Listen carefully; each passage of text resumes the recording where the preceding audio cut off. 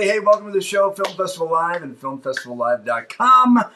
I'm so excited today to have this guest on. And I got to be honest with you, once I get through all my bullshit, I will be very honest with you that one of the big reasons why I'm having this gentleman on is because he reminds me to drink water. And he's also an amazing director, writer. He does everything. And because you know what? Nowadays, if you don't, go back to Starbucks and work. It's all good. You can make multiple drinks. I'm just saying. I say this to everybody in my audience every single time. If you're an actor and you can't shoot with your iPhone 13 Pro Max, 1 terabyte, and you can't, edit on something, Avid, oh, wow, I'm old. Not Avid, sorry, Final Cut or DaVinci or something, and you can't do this, I don't know why you're in the business. You know how many people call me up, by the way, actor friends of mine that go, Will, what's up, man? I haven't heard from you in a long time. What do you need? Oh, man, I'm trying to put together a demo. Can you shoot it, edit, and brr?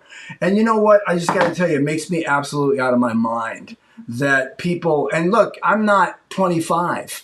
It's my friends that are 25 that call me up and go, hey, you know what? Do you think maybe you could stop by with your GH5 or your Blackmagic 4K and maybe shoot something? I'm like, no. I'll give you money.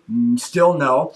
But I'm saying this over and over again because it just, in this day and age, this is why we created FilmFestivalLive.com, is because, look, if you can't do your own thing, because as I say all the time on the show, film festivals are not in the back seat anymore. They're in the driver's seat. And if you're producing stuff and you're sitting there in your room and you're going, man, COVID or whatever that was that the government? What was that noise I just heard? Anyway, if you can't do this, then I'm just here to tell you that the days of sitting on a tall bar stool, like the one I'm on now, in West Hollywood, showing off your legs and trying to get discovered, you don't want to see my legs, they're gone. They really are. Unless you have, I don't know, a huge bunch of sleeve tattoos and earrings and you're like sitting there swearing it. I don't know what. Point is that, that's influencer world. That's reality TV world. That's not my world. But as a professional entertainer / whether it's a director, writer, whatever, you got to know the business. That's why they call it show business, which most people forget the word business. Okay, business at hand. By the way, my guest, Mike Pecci, he's a director, a writer. He's come up and in any moment now. He's in the green room, can't hear a thing I'm saying, so I can talk about him. And anyway, he's a great guy. I follow him on Instagram all the time, and I keep trying to get him to do this interview, and the man is busy. Busier than a one-legged man in an ass-kicking contest, which is good. But it's cool because he also has a podcast. We're going to talk about that too. Very excited. One thing I want to bring to your attention is that I have a series. I've been kind of doing okay. I mean, really okay. And booking a bunch of features and stuff like that. And I have a really, really big announcement to make as soon as the studios tell me I can make it on some project that I have done. I just shot recently. But one thing that's up for consideration, I'm not, because I guess I'm not principal enough, but I am a regular on this show. It's called Studio City. And I came in season 2. It's on Amazon. You can check it out. I want you to. Right now they're voting. So if you're watching this and you're a voter, vote for Studio City. So here's a small little clip. I'm going to let you see as much as I can handle. Check it out right now. Parker, can I get 2 minutes? You're interrupting my Instagram time, but come on. What's up, Jolene? Oh my gosh. If it's not one thing, it's something else. We have an issue that needs some attention. I'm all ears. Okay. We need some diversity in this movie. Really? We have too many white guys and white women. I'm sorry. Look, I got tons of people in this film. Look at the guy, Sam. He's an older guy. I could have casted a Vampire Diaries guy, but I didn't. Isn't that diversity enough? We have to try a little harder. We have to get a little more diversity. I'm talking about we have to do some, we have to show America, is made of different nationalities. Yeah, that's why Yeah. every fucking feature film now has a guy from Britain. Nice point. The part of Jimmy, Yeah. we have to decide what different ethnic group he can come from. Well, I'll tell you what, Jimmy sounds like a short person to me. Every Jimmy I've ever known, Jimmy, wrestler, jockey, they're all Jimmys. Okay, but you know we're stepping into sacred ground now. Well, he might have to have a family, so we have to bring in a whole group, a whole nother ethnic group. And are they all different ethnicities? No, they could be. Look, why do you think I'm wearing this? Why do you think I'm walking in this with every day? You know, I have to look like I like everybody. Come on. Look, let me solve this problem. You get a spreadsheet, because I'm a numbers guy. I create this shit, I go like this, and then people go, wow, we made a lot of fucking money. I want you to get a spreadsheet. Get your people that you need, Frank, George, Ringo, whatever you want. Okay. Put them in there, and then you tell me what color, race, creed, sexual preference they want. Okay. And we'll get her done. Get me the women. I want the women. Look, Okay. everybody's got to have. I want the Even though women. Jimmy is definitely a man. Okay? Okay. Okay, we can't let your lower triangle cast this movie. It might be my no. No, good. Okay? I'm a girl in the hood. You are. And I know how to blackmail you. Oh, my Okay, goodness. thank you. You taught me a lot today. Thank you. Girl. Thank you. Great. You'll be back and front. Well, that was fun.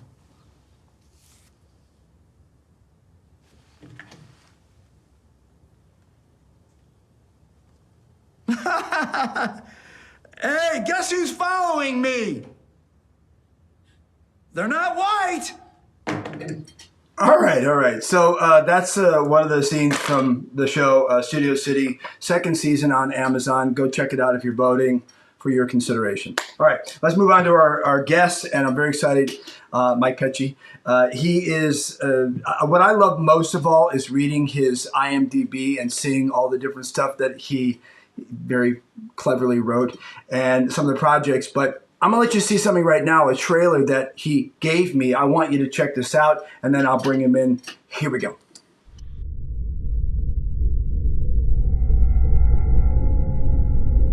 Я помню то время до кошмарных снов, до страха, до смерти. Я помню, каков был мир тогда, до этого шума.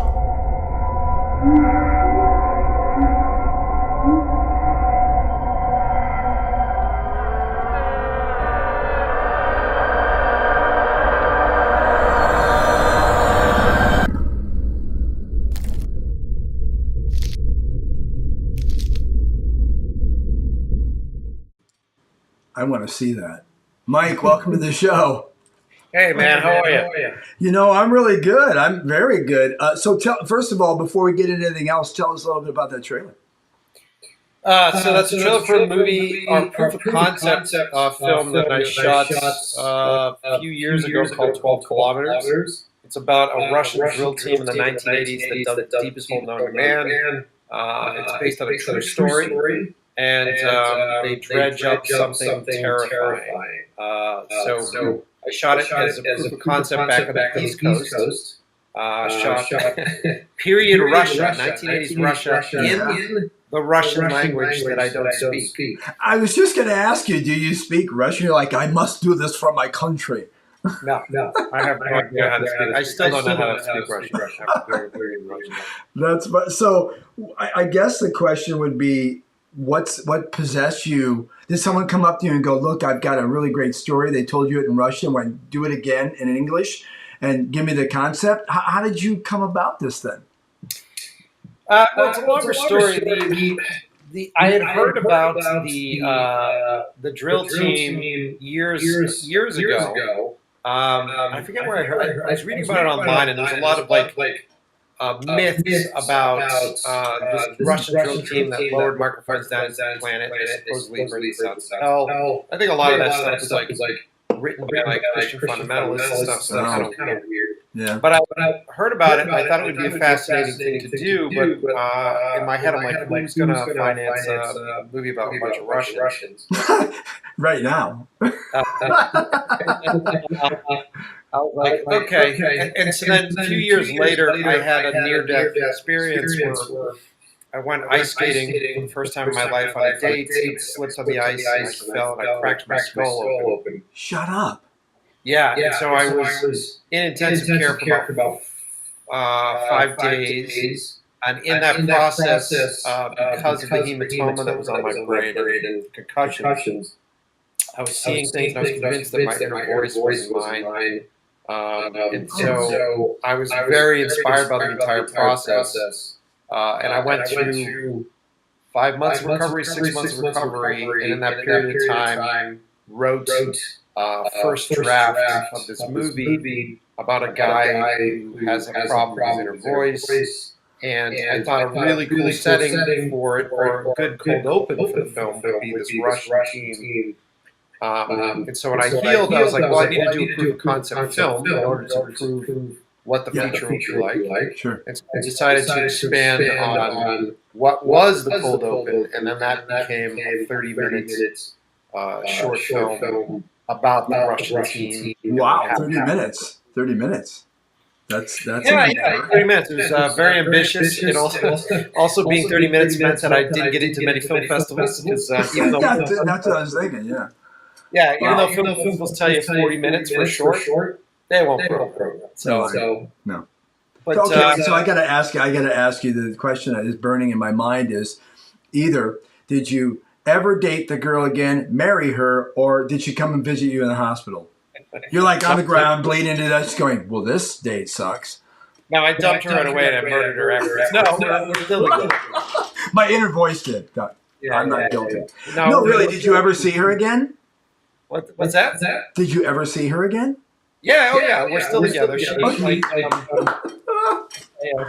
cool. She's all right. Yes. I mean, you're sitting there cracked open and bleeding on the ice, and then for 5 months you're like, what's your name? No, Gina. And she's great. We're still together. She's also a director and photographer. Oh, fantastic. Kind of like a little power couple, so it's fun. That is good. That, you know what? That is not I'll just say I've said this on the show, and many people. A long time ago. I'm luckily very happily married for the last 13 or 14 years. But before that, I was with a woman for a long time, and she was an actor. That shit didn't work out because like back and forth. They're like, oh, and she was a nurse, and she's like, we should get a job. I'm working at Fox Kids as a host, and like, that's my job. That's not a job anyway. Obviously, I'm bringing out my issues, but okay. So let me ask you: Did you then kind of get the idea that a 30-minute wasn't going to work? Did you chop it down? Did you get it into a form where you could get it out there? Well, so what I've learned a lot of lessons with the projects that I've done over the years. So while I was editing it, I knew a couple of film festival programs, and so I invited them into my edit suite to see early drafts of them. Oh, wow. Yeah, they came in and they really enjoyed it. They watched it, and afterwards they said, well, "What do you think of the film?" They go, "We love it. It's amazing." I go, "Cool. What festivals do you think I could submit this to?" And they're like, "Well, you're not going to get in any film festivals." I was like, "What?" And they're like, "Oh, it's the runtime's too long." And I go, "Okay, so what should I take out? What should I take out of this?" Yeah. Don't do anything. We love this movie that it is. I'm like, well, what the hell does that do for me right now? Yeah. You just bought morning bagels and coffee for everybody, and you got nothing out of it. So I submitted it to some festivals. I got into like one or two minor film festivals, but that really wasn't what did it for me. What was interesting was I had a couple of really great articles written on the movie that I've never released, so it's never been put online. And I had a few articles written on it, and those articles ended up getting me attention from Hollywood.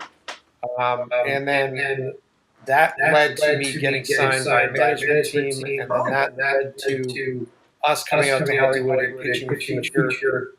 And then that led to me being picked up by Scott Free and Billy Scott's company, and such and such. So, like, it wasn't the film festivals that actually made that movie happen. It was an article that was written online about the movie that made it. But you know, I mean, let's talk about this. It's all a process. And by the way, In Love with the Process, yeah, right there at the top of the screen, you see that is your. We'll talk about that, your podcast. But it is part of the process. I mean, the fact of the matter is that I remember I was in Pernambuco, Brazil, shooting a film for Netflix called O Matador or The Killer, and I was one of the main cowboy guys because of my weapons. And I spent 46 days there, but we shot something on an iPhone. And you know what? I mean, that led to a lot of awards and a lot of different stuff. And, you know, even though I knew this was such a silly little thing because it was done on a 5S at the time, but it looks great. But the point is that because of the process, because of the people I got connected with, you know, then that's how you get stuff. I mean, isn't that right? Yeah. I mean, you're right. I do have a podcast, and I talk about this all the time on the show. It's consistent. And what I try to tell everybody is that there is no set path. There is no way to do this the right way. And if you're watching, if you have a filmmaker that you admire, and you're watching his or her career, and you're like, cool, I'm going to do the same thing that they did. It's already done. Yeah. And you can't get back and do it that way. So a lot of folks ask me how I got, into Ridley Scott's offices and how I got into that stuff. That process was something that I did 5 years ago. Yeah. And so that's distinct. So the real frustrating portion of our business is that it's not like being a firefighter when you go to like Fire Academy, you go to your time, you know what I mean? And then eventually you work your way up. Nope. I mean, it's not even being like I mean, I tell people all the time. It's like it's not like being an entrepreneur, really, because normally as an entrepreneur you go, look, I got all the hats, I'm wearing them. I'll do the marketing, I'll do the whatever. Well, the fact of the matter is that in this industry, especially where I'm at, you know what? I'm on the bottom of people's shoes. Until you get to a position, again, there is business and show business. But most people just sit there going, well, what am I going to do? And they go, Will, what angle do you think I should come at it? I go, this angle. Because the fact of the matter is that you said something really important that I call seeding. And I say this to actors all the time to me, and they go, well, you're just like taking off. I go, that was like an overnight success. Yeah, overnight success only took me 40 years to get in that room. And but the point is that you're right. 5 years ago, any of the stuff that we would have been doing is now? I don't think so. You're right. There's so many different levels. Yeah, I mean, at the end of the day, at the end of the day, it's kind of a crapshoot. And the thing, I was just talking to somebody about this yesterday. This is not like when you decide you want to be a filmmaker or an actor. You know, you're a kid most likely, maybe you're a young adult, and you're like, this is my dream, this is my goal. If you go to film school or if you're training, they're like, just get good at your craft, learn your craft, learn your techniques, learn your stuff, and you do it. Like I did it for years. Full throttle, you put your head into it, and you do that really hard, you do it well. When it comes to actually making something, that is so secondary. It's like you have to have that craft, and you have to have that there, so that way, when you get through these other things, that's the last thing they look at. Where they're like, is this guy any good at what he does? Oh yeah, he's good at what he does. But all this other shit that is the business, when you talk about the business, it's stuff that no one teaches you. No one trains you. No. Because it's hard to train. It's like you almost have to go to school for psychology and like snake oil salesmanship. How did you know? We mix and blend of this stuff. And then what you're trying to do is appeal to an ever-changing, very young approval ceiling. Yeah.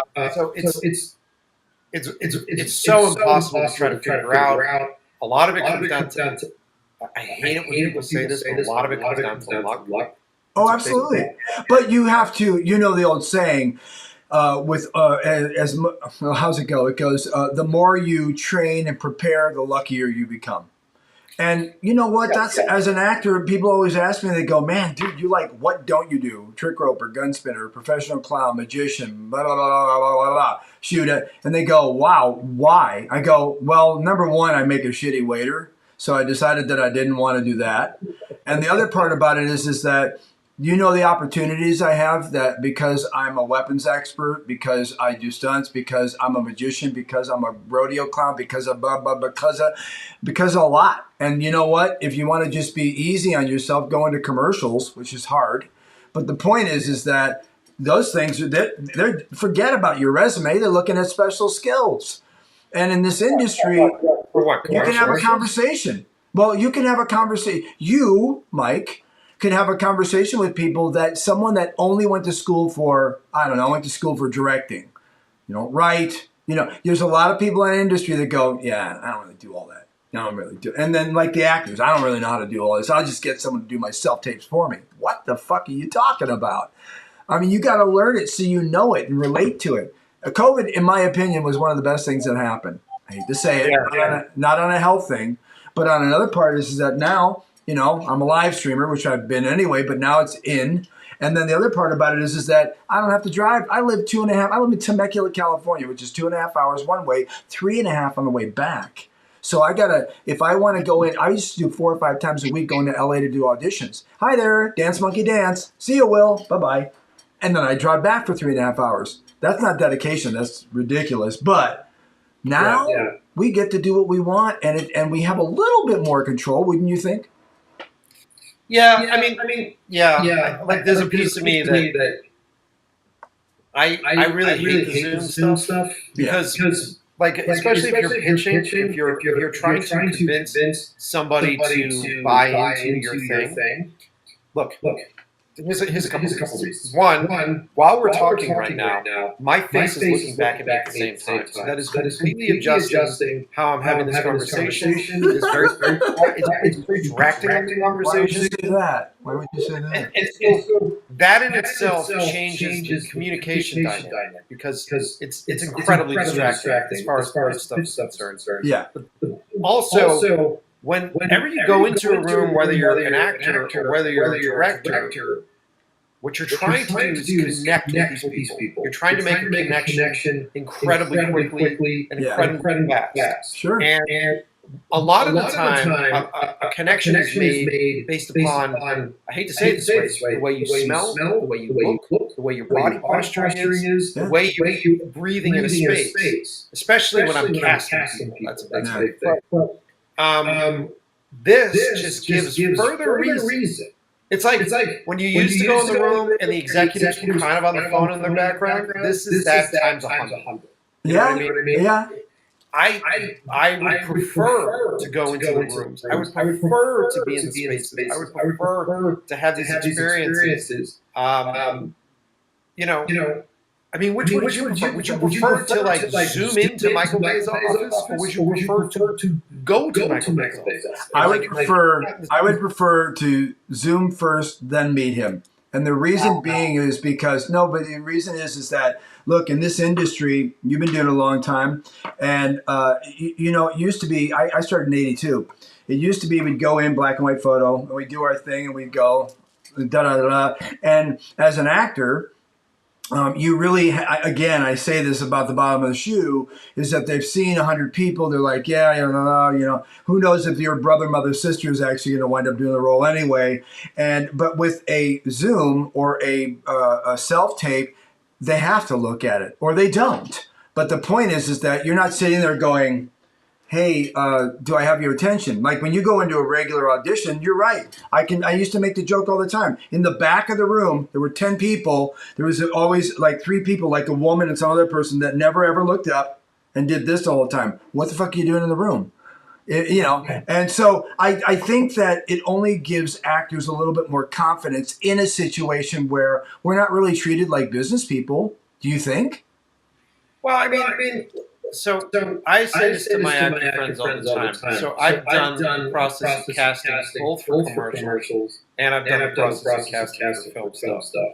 And casting itself, all the way around, is just uncomfortable. It's an uncomfortable situation for the actors. It's an uncomfortable situation for the people on the other side of the table. Yeah, of course. And when you look around, you see how other people sort of deal with that uncomfortability. That a lot of times with clients or the people that sit behind me, those folks deal with the uncomfortability by distracting themselves. So they'll go on their phones. Oh, absolutely. Be very specific. Here's what I tell. Here's what I tell actors when they ask me about casting sessions, because I feel bad for them. Like whenever I run a casting session, especially for commercials and those things can be cattle calls. Oh, they're horrible. I always say you should just be excited to be able to perform right here, right now. Right. If you come in and you cast for me, I'm going to give you the opportunity to do it once, twice, maybe 3 times. Sure.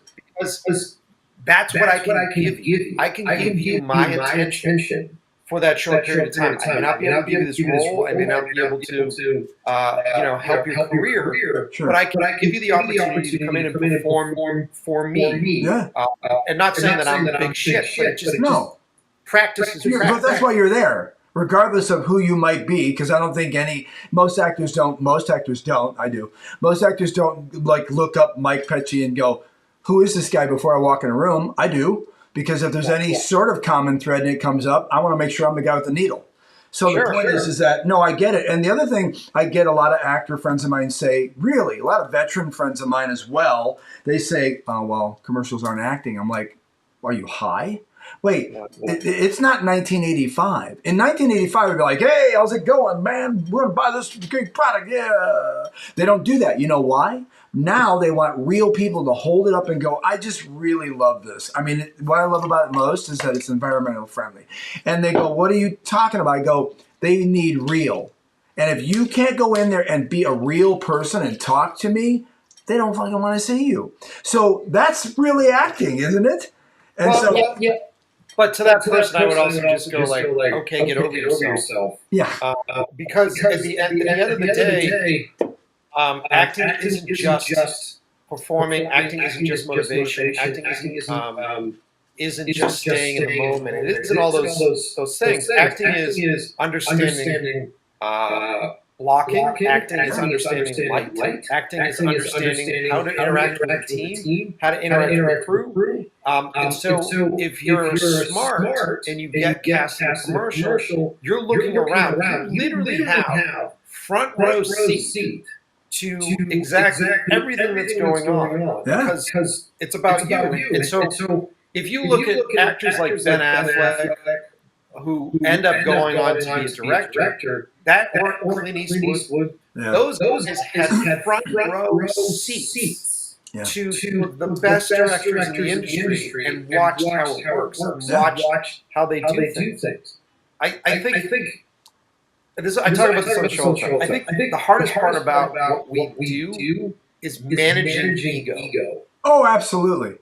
Like ego is our friend, and ego is our enemy. And there's a sense of ego that you need to have in self-promotion. If you're pitching something, and that ego rides to confidence, almost runs through a line of being arrogant. Is the sense absolutely that work. And then ego in the post end of things, where you're just like, I got this job, and look how great this thing was. Look how awesome this is. Everybody that I talk to, even if they finish something amazing and they're on stage and feel like $1,000,000, it's like 15 minutes from now, you're going to be unemployed. Yeah.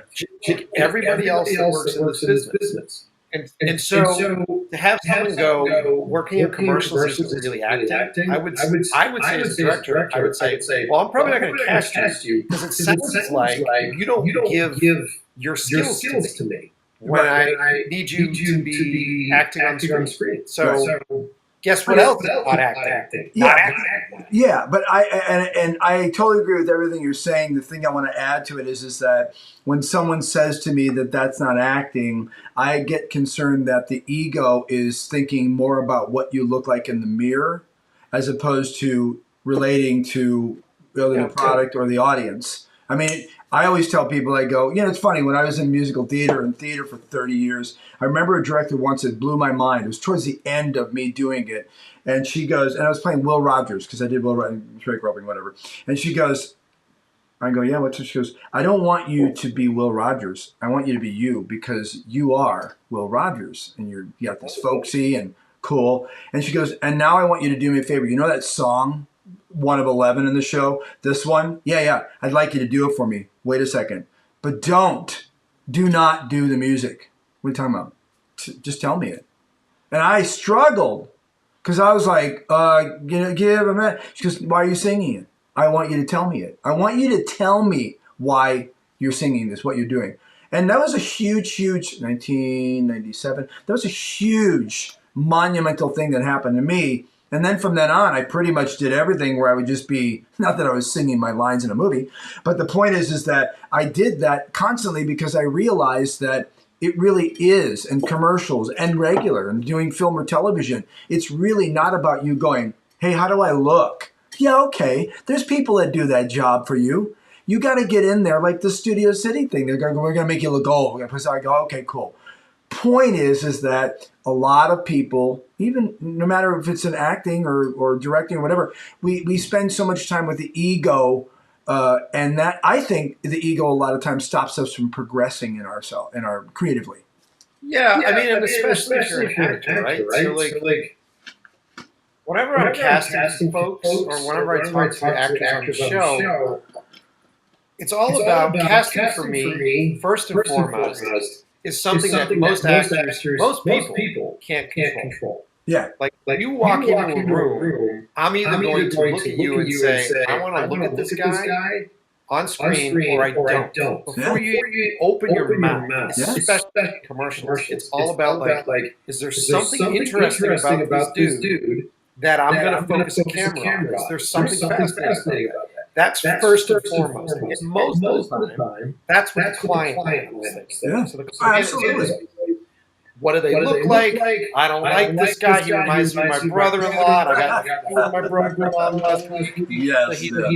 So that's a big portion of it. The second portion, which I enjoy, because it's very rare that someone walks in a room that matches what was in my head. Sure. So my ego, I have to get over that and go, look, this is the real fucking world. Yeah. It's not in your head. Sorry. Yeah. So the next move is you're talking to this professional in theory, who has a very specific toolbox at his disposal that he will use when we're in trouble. Right. And that's what you're looking for. You're looking for someone not only to come in with enthusiasm, come in with having done their homework and ideas, but you're looking to see what is in their toolbox. Yeah. It's like if David Caruso walks in the room and demands a set of eyeglasses in order to pull off specific emotional sequences, I know what I'm in for. Yeah. Especially if there are no eyeglasses in the script. Okay, brother. But at the end of the day, getting over that ego, if you're walking in the room going, how do I look? And this is my good side. And this is how I want you to shoot me. That's your tool. That's where you are. You don't even know what the toolbox is. Like you're completely involved, which from my angle is a nightmare. Because now I'm trying to disconnect you from this Hollywood appearance brain, and then put you back into the camera. So now I'm teaching you how to act at the same time as directing something. No. It's a nightmare. Yeah, it's a nightmare. It is babysitting. Hey, do you think I can take a small break and then come back and talk a little bit about the In Love with the Process and some other stuff? You got a minute? Sure. All right, you're there. Yeah. Hang tight. We're hanging out, of course, with Mike Pecci, a director, writer, and obviously a philosopher of what we do. And I hope you're enjoying the show. I'm going to take a quick little break here. I'm going to run through this for you. This is a really cool system. It's called Line. A good friend of mine in New York. Jared is just phenomenal. I had a big feature that I just did recently the big announcement one, and he really helped me go through a lot of stuff. He is probably the smartest guy I know in the industry when it comes to acting and being coaching and so on, because he has all the Stanislavskis and the Baron Browns and all the different stuff in tune, that if you say I'm having a hard time with this or that, he can do it. But this is a system called Line that he has, and I will, if you go onto the site filmfestivallive.com, he has a great system. And really, in essence, what it's called like the Sherlock Holmes Mind Palace. If you have a problem memorizing lines or speeches or whatever, I've been using this for the last couple of years, and I got to be honest with you, it is legit. I have walked in and after having 6 pages of dialogue and having it in 20 minutes, and I am not lying. I'm the guy that couldn't remember his name sometimes. But the point is that it's a great system. I think you should check it out. If you go to the site, our site, Jared Kellner, he's awesome, amazing, and I think you'll enjoy it. Next thing I want to tell you about here in Los Angeles or around, it's called 4movierentals.com. My good friend David. I do a lot of cop and SWAT and weapon stuff that I do. David, it's awesome because I have my own squad cars and so on if I need them. But he has everything medical, first responder. We do a lot of SWAT stuff. We do a lot of cop stuff. And it's awesome. But if you need any of this stuff, picture vehicles on set, anything, or any people to do these things that have done it and know how to actually hold a gun correctly, check out 4movierentals.com and tell them that Will sent you. I think you'll like that. Let's go back. So again, our guest, Mike Pecci, I'm going to bring him back on here in just a second. Make sure I press the right one. There it is. So I want to ask you something that I actually particularly loved in your bio that I read on IMDb, which was studied in silent film. Love silent film. And when I was in Cirque du Soleil, I remember being up in Montreal, and this is like 2009 or 12, and we had to be there for like, I don't know, 3 months or 4, something like that, to train. So I was there. It was kind of, it was like all these kids. I was 46 and 85 artists, and I remember running around Montreal shooting and doing. I had an idea about a hoodied person and basically a modern chaplain. And I came up with this idea. There's a pole, there's a wet paint, and I went like this, and I had wet paint on. And I did it all silent because I love silent movies. Just love them. I want to ask you, why? And I looked at that, I'm like, what do you mean? How do you train in silent movies in 2000, whatever you did it in, or 19, whatever? How? And why? So the school that I went to, we were shooting at the time still black and white reversal 16 millimeter film with no sync sound. Wow. So we were still cutting on steam back, so like cut and paste and doing Yeah. And so we were taught how to tell stories, or I taught myself how to tell stories. With just images, and then you start to study body language. You start to study like posturing, and I love it. It's become incredibly useful. All the way down to 12 kilometers, where I shot a movie in a different language, which essentially meant that I was just shooting a silent film because I wrote the script, it was translated to Russian. I had 2 translators there on set, making sure that what was said was right. Sure. But at the same time, when I was watching it, I was watching it from the perspective of the American audience. So when I watched the performances, I was all about body language and body posturing. And the goal was to make a film that if you weren't reading the subtitles, you completely understood what was happening, you completely understood where people were as far as positions were concerned. Yeah. And that was all the silent film trick stuff. I love that, and I love that you're saying that. I have a book somewhere that's from 1889, and it's the acting book. It's like this big, and I love it. There's like this much of it with like pictures of people going, and it says pain, terror, horror, and they're doing all these like for acting, and I'm like thinking of all of the old silent films. I used to watch like some underground, some interesting stuff, and I love that. Can I ask you, do you have, I hate to ask this because you might say the most obvious, but do you have a particular person that you like the silent?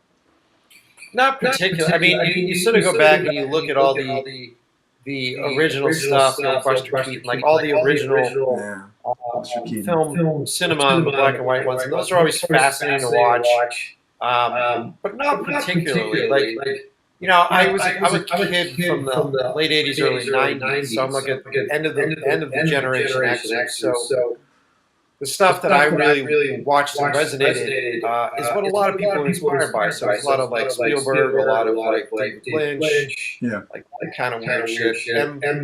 And Hitchcock, I think, was my biggest influence, especially when I was in film school. It was like a massive influence for me. But then I like Citizen Kane, of course, is an amazing film for me, and then like Ridley Scott, Blade Runner, and all that stuff is amazing. So look, I'm more fascinated with the blocking of the masters, like the actors blocking, the camera blocking, and it was easier to. It's always easier to focus on that stuff when there isn't sound. yeah.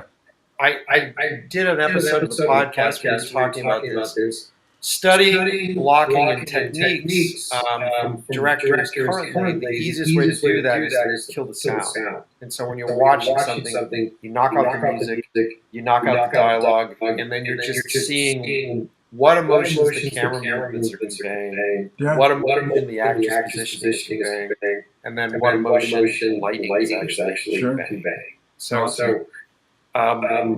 I'm not going to say that I'm like the biggest film nerd for silent films. I just really enjoy stripping things down to its core elements and then studying that stuff. Simplicity. I remember back in the 80s coming here in LA and going with a friend of mine to seeing Metropolis, but they took the music and they did like Bonnie Raitt, and they had like it was amazing. It was the most amazing thing. They put modern music. If you look it up, it's Metropolis, but they have an 80s bunch of bands. It's mind-blowing. It's amazing. I never saw the original in the 20s. Not that old. But I never saw the original, and then I saw that, and it was at a big theater, Del Mar, somewhere in LA, and I'm like, that's the most amazing thing I've ever seen. And I'm not really big on like people taking modern shit, and I'm just not. I'm kind of a traditional dude. Anyway, moving on. Let's talk about your, really quickly, inlovewiththeprocess.com, which is your podcast. What would make a director, writer, creative decide to do a podcast and not a live stream? But why would you do that, and how long have you been doing it? So I started doing the podcast years ago. I had a very successful career as a music video director. And so I was doing a lot of big stuff. And one of the mantras that we talk about on the podcast is that it takes 8 years for anybody to give a shit about. And so it's a long process. And so you really have to fall in love with all the little steps, because 95% of my life as a director is not directing. It's all this other stuff. Same as actors. It's all that. So when I was younger, about 10 years in is when you start to get a fan base, and those kids were writing to me and asking us, how do you run a business? How do you set stuff up? And they were asking some pretty serious questions. And I did the research back then, and I was like, man, there isn't an outlet that's actually talking about what it's really like. Yeah. And one of the hardest parts for me as a director is sort of growing up idolizing the David Finchers and the Spike Jonzes and the Mark Romaneks and all like these directors from my past that all that we can look at is like the behind the scenes for some stuff. Maybe read a couple articles, and those are all self promotions. So they're like life is amazing, and we're geniuses, and this is really great. I can get what I want. I wish that they actually did it for real. I wish that they actually had a podcast where like what thing is this? And so I set out to make a show that is the anti-Instagram filter for our industry. Yeah. And I was doing that for a few years. It was very successful within the industry. And then I realized that because of what I do a lot of work with chefs, I do a lot of work with musicians. I get to meet some really weird fucking people. I expanded the show out even further, and so now the show is essentially a show for anybody that decides to say goodbye to a 9 to 5 job lifestyle and chase their dreams. And it really sort of discusses the reality of it, and not just the. I mean, we have romantic episodes where I get romantic, but more often than not, you're coming on the show and people are going, "This is what it's really fucking like." But and that's what it should be. I mean, that's what it should be. You know, I call what you just said the what the hell do I call it? The weather's beautiful, wish you were here thing. Yeah. You know, oh, this is so wonderful, wish you were here. And we're all going, yeah, kiss my ass, I'm not. And how do I get there? But no one's telling you anything because they're too busy going, look who I have on the show. But no, I agree with you. And you know, you said one other thing that's a very big attribute to what you do is just music videos. I know so many music video directors, and they started there because it's the same thing. You have this much time to tell everything. You don't have an hour. You don't have 2 hours. Got to go like this. Got to make like that. Got to make people go, yeah, I get it. Most of it's visual. And then they're singing a song which you can't understand until you listen to it 15 times. But I appreciate the fact that you are realistic on your podcast. I did not know. I listened to one or two, and now I will be religiously listening. But I didn't realize that you are, in essence, helping entrepreneurs, creatives, entrepreneurs or whatever to be able to do stuff, because that's the biggest thing that's missing nowadays. And I'm not going to say, look, I'm 58, whatever. I'm very savvy at everything. I did it on purpose, but I'm not going to be the guy that goes, well, yeah, because you know what, everything nowadays is telling everybody it's all roses and whatever, you know, it's all beautiful. I just think that's a big problem, especially in our industry, that people get out there and they sell that. Yeah, and also look, I'm 100% honest on the show. I do the show selfishly because it is a great way for me to meet people that I want to work with. Me too. Like literally just had Peter Stormare on the show 2 episodes ago. If you go listen to the show, it's hysterical. You hear the two of us become friends instantly in the middle of the show, and then I'm going to go hang out with him like next week. So the show is selfish. I don't make an asshole of money doing that show. It's selfishly so that I can hang out with Greg Fraser. I can talk to all these people that my agents are always like, whoa, wait until you have a green light on the project before you communicate with people. And I'm like, oh, they don't know what they're talking about. Yeah. So they don't. The podcast 100% selfishly is so that I can get in the room with people that I want to hang out with. And then what I offer to those listening is, how would you like to sit on the couch while I have a conversation with Peter Stormare? Would you like to hang out? Would you like a beer? Shut up, don't say anything. But you can be here and you can be a part of the whole process with us. And the show's been incredibly successful because of that. We quadrupled our numbers during the pandemic. We had our biggest year last year, and I've already surpassed our numbers for last year last month. Wow. So, if you guys like honest reality stuff, you guys like beers, you guys like barbecue, because more often than not, I'll get a big guest on the show and start talking food and barbecue and all that kind of stuff. Got my attention. That's the podcast. Dude. Love the process. You got my attention. And you know what, by the way, why do you think I did this? I started it with Acting Up Radio back about 7 years ago. People are like, man, why you do this like 2-3 times a week? Sometimes I go, yeah. But you know what? I can email David Rappaport, Lana Vinker, all these different people, and they go, what do you mean? I go, hey, you want to be on the show again? Oh, yeah. Because you know what? Everybody has an ego, dude. That's the other thing too. There's no better way to get someone to hang out and just be like, how would you like to come and I'll talk to you about you for like 2 hours. That's what I said to you. I mean, I look, I got to tell you, we got to learn as much as we can in what we do in life. And also while you're doing it, you know, like you said, have a beer. I'm all about ribs. I just had some. And, look, I'm a professional cowboy. I travel. Look, I literally travel around the world doing rodeos, and they're like, "What do you guys like?" I'm gonna go do a rodeo at the middle of July. I love it's the biggest rodeo in California called Salinas Rodeo. They have me back every year. I go there, spin my guns, do my rope trick. I got one of my world records while I was there. They love us. They treat us great. And they go, "Why do you keep going back?" And I go, "Dude, they got some badass barbecue. I got some tri-tip.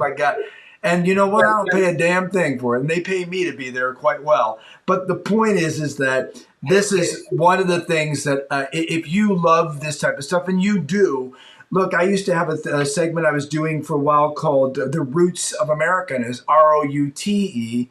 And basically just go and meet people because people are what it's about. And every once in a while, if you shut up and listen, you might learn something. I'll tell you this, man. We get beers. I'm going to make you slow down when you talk to me. Oh, no. Oh, wow. Oh, where are my? I have my butterfly now. 40 things in that last statement. Oh, man. I'm really good at aim. I'm giving you shit. No, it's all good. It's all good. No. And you know what? I get people that tell me that all the time. But here's the reality. And I know you understand this. However you process it, because you're pretty slow. Is that I don't like to let dust settle. But the thing is that I love what I do in life. And I've spent 40 years doing it. And you know what? I'm very happy to say that, I never compromised. I mean, I can remember many, many times sitting in my car, my pickup truck, crying. And I was a professional clown. Nothing worse than a professional clown magician sitting in a car after a gig going, "Why not me? Why don't I have do some real acting?" And I'm sitting there doing that. And the thing is that, but I someone asked me the other day, Billy Gallo, who has a great show, you should go on. He was like the mafia, the dual mafia. You watch Billy Gallo, he's doing all those really big shows back years ago. And he goes, "If there is one thing that you could change in your life from when you started, what would that be?" I go, "Nothing." "What do you mean nothing?" "Nothing. I love my wife. I have an 8 and an 11-year-old kid. I'm doing what I want. I'm successful. I will be a famous actor more than I am now. And I love talking to people like you. And that is like walking in the room for your commercial and getting people to understand that you're sitting with Mike and I, and you're going to hear all these wonderful things. And even if you take one fucking thing away from this whole thing and you walk through your day going, yeah, then you got what we want you to do. We don't need 45,000 people in the audience. We just want, I just want one person. That's why when I was doing Cirque du Soleil, they go, "Oh, we only have 2,000 seat theater. We only have 100 people." So what? They pay too. Yeah. I mean, I agree with you. I think the thing that I've learned doing the podcast, and I think we're now pushing like episode 200 or something. The thing I've learned about having conversations with people is how to have conversations with people. And there's something really nice about being open to learning from strangers. And I don't get into conversations with folks to teach themselves. That's not why most of the time I get into conversations with people is because I want to hear their perspective. I want to hear what it is they're bringing to the table. And if I feel like I can contribute a story or something that may make them think a little bit differently about what it is that they're processing, great. But at a certain level, I'm selfishly there to learn myself. And that's what I love about what we do at the show. Even when it comes down to the fans of the show, like I'm very upfront with the fans. The fans can contact me directly on my Instagram page, and they send me ideas, they send me guest ideas, but they also engage with what it is that they're doing. And I've learned a lot from the listeners of the show, not just about the show itself, but also about life, work, and the trick I think to being in a great conversation is learning when to shut up. And it really comes down to listening. Absolutely. And I said that I used to make the joke all the time when I was in my teens, and I didn't have a girlfriend until I was like 20. I'm not kidding. I was the dork with the funky teeth and the fucked up hair. I really was. And so we're not that far. Yeah, I'm from the south side of Chicago. I am white trash, okay? I've worked it out a little bit. There's more recycling in that trash now. But the point is that, I was a geek. I was stupid. But it's weird because all my friends would come up to me, like guys and gals, and go, I need to ask you a question. I need your advice. And I would always wonder, why me? And they go, I want this guy or gal to like me. What am I going to do? And I learned a lot at a much younger age. I learned something really important. If you really want to woo someone and you really want them to like you and understand you, want to hang out, every once in a while while they're talking and you're talking, shut up and listen. Because that is the key. Because, hey, it's the key in sales. If I want to know what Mike wants and I'm having a pitch with him here and I want him to do whatever, then I'll probably want to listen a little bit and then say to him, that's interesting. Through life and my experiences, I can say to you, I love silent films, which I do. And I can go, because isn't this all about relating to each other? Well, I mean, at the end of the day, if you're a storyteller, whether you're an actor or a director, shouldn't you be examining the people that you're going to be conveying on screen? Like, shouldn't you out there learning stories from other folks? This comes back full circle to what we were talking about ego, where it isn't necessarily about you being like, this is my acting chops. This is me acting.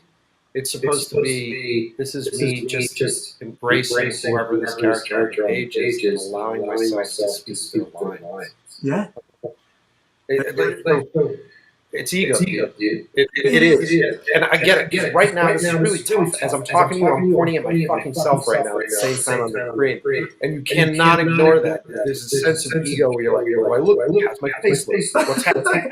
Yeah, I'm not going to lie. Every once in a while, I look over and go, oh man, I can't shave. I can't shave because this bullshit just it makes it even more difficult for you. Like, I almost want to get tape and just tape.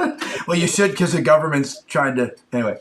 But and I totally and wholeheartedly agree with you. And again, the process of people having conversations with each other, it's changed a lot, because when you talk to people, especially if you say religion or politics, not necessarily in that order, people are like, you'll talk to them and you'll go, yeah, like, oh yeah, you know what I was thinking? I saw the other day, I saw this article about, no one talks as fast as me, but when they talk, they jump in and everybody wants to, yeah, but did you know? I saw on social media. Did you know? And everybody's got to one-up each other.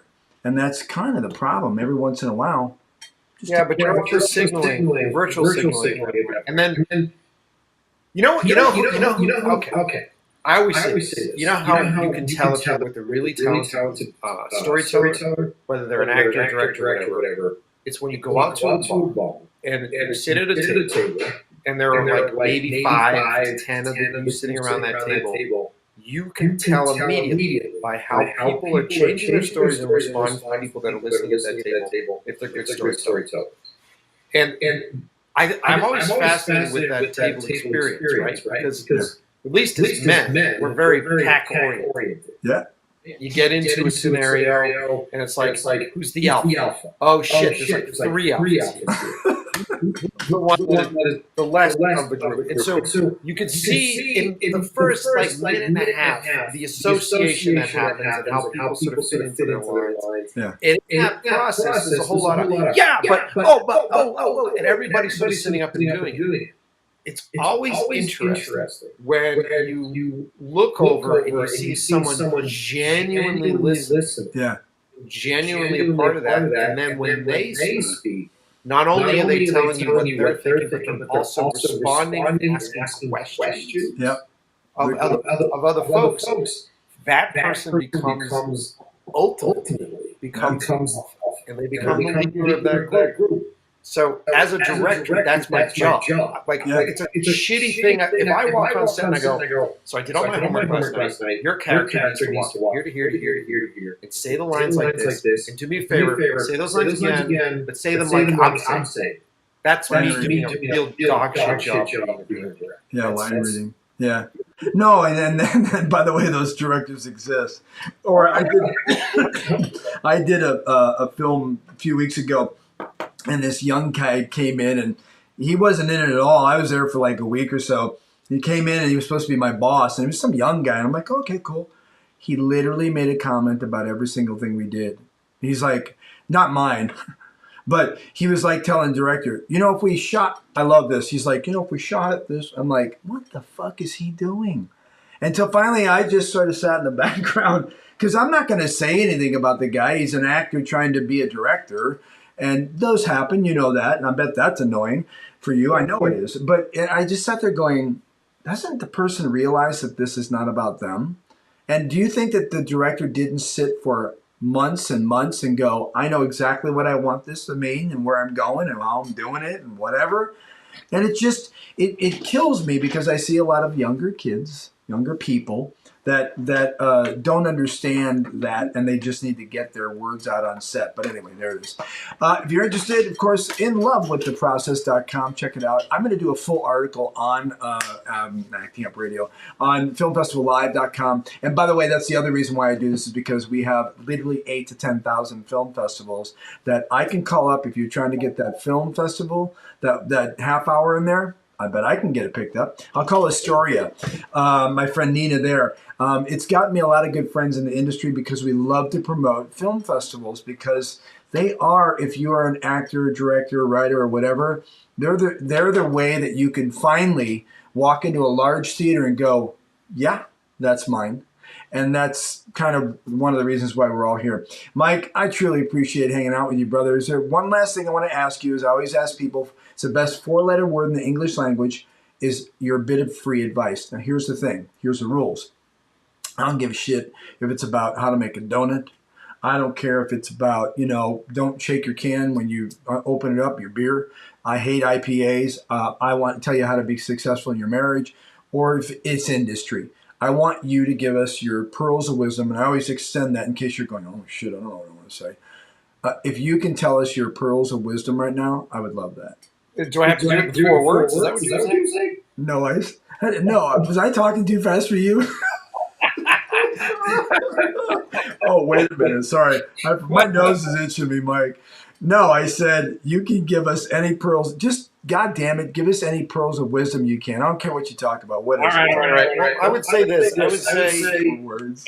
if you're working with anybody new, whether you're in our business or you're in any other business, and if you're going to work with actors, you're going to work with crew members, you're going to work with anybody that you have any sort of fear of working with. The best way to make an instant connection with anybody, whether or not they speak your language, is to feed them.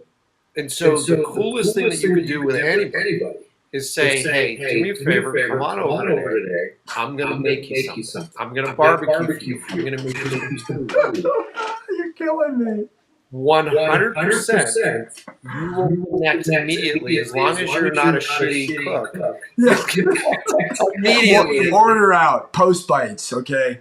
But even still, like there's so many things we talk about on the show. There's so many things that even like sandwiches. I love fucking sandwiches. Yeah, so I think a lot of people get intimidated if you say that you're a decent cook, and some folks that don't know how to cook get very intimidated about that. Yeah. You invited me over and made me a peanut butter and jelly sandwich, and I sat down at the table with you while you were making that sandwich, and I saw you spread the peanut butter to every corner of that bread, and the jelly to every corner of that other piece, and you put it together, and you cut that fucking thing in half, and you push that plate across the table at me, you've got that. Touchdown. 100%. Well, I'll make you one better. I live in Temecula. Where are you? I'm in Glendale. Okay. I live in Temecula, and I have a very nice home, and it overlooks about 20 wineries. Ooh. Yeah. So I've got wine tasting everywhere. And I used to live in Monterey and, all those wineries and Paso Robles and everything. Big wine guy. But we got a lot of beer places here. So I'm making I'm extending to you if you happen to get here, or I can get you out here just because ain't nothing better than sitting down, having a drink, a little bit of barbecue, and just doesn't even have to be about the industry. You're like this is like pornographic for me. This is a seductive doing on the internet. What did I sign up? I'm in. You're in. Good. Mike Pecci, wow. A lot more fun than I thought. I thought you were just going to be some stuffy guy going, here's the angle I like, and here's what I like to do, action. I really appreciate it. Folks, again, inlovewiththeprocess.com. I will be putting an article on the show, on the actual thing, and promoting the living daylights out of it and getting folks to check it out. If there's anything on there that you want to ask Mike, please, by all means, you can go to inlovewiththeprocess.com or his Instagram, which I did not put here. Is it just your name? I forgot. Yeah, just add Mike Pecci. That's the best way to get in touch. And honestly, if you want to see that movie 12 Cam, the only way you can see it is if you give me a message on Instagram and you tell me your 3 favorite horror movies, and if I agree with you, then I will send you a link to see 12 Cam. Oh, I love it. So my 3 favorite horror movies. Oh, I'm sorry. What did you say? Yes. Horror? Horror? Yeah. Or horror? Horror. Horror. Not horror. Horror. Yeah. No, What's your favorite 3 horror movies? Well, Green Door.